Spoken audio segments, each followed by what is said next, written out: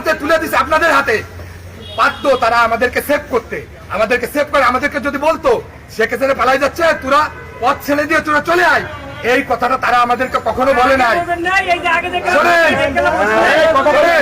আপনাদের সঙ্গে পুলিশের কোনো বিরোধিতা নাই, আপনাদেরকে আমরা বলবো আপনারা প্রচার করেন আমরা সুষ্ঠু পুলিশ চাই, সুষ্ঠু অফিসার চাই।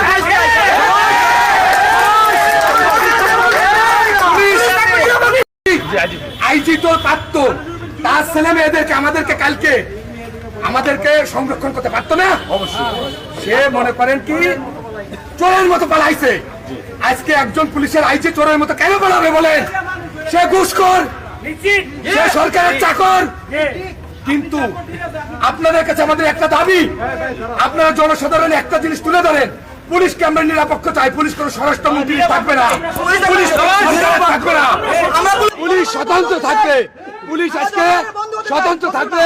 আমরা জনগণের বন্ধু হতে চাই, জনগণের সঙ্গে আমরা কাজ করতে চাই। আমাদের ভিতরে আমাদের ভাইদের যে লাশ, আমরা এটা নিতে পারছি না।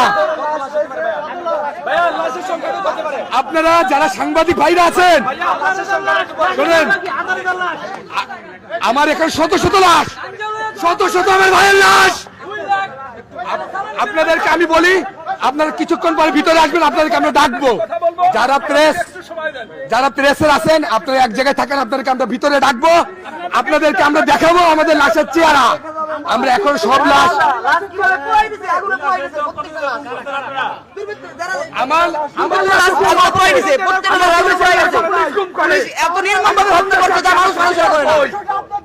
আমার স্বাধীনতা কই?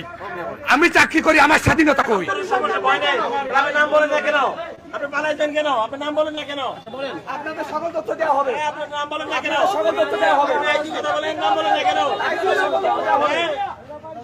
এখনো সাথে আছে। এই জয়েন হইব না, পুটলা লিয়া ধরা পড়ে 2 লাখ দিয়া লাগবে বেটা।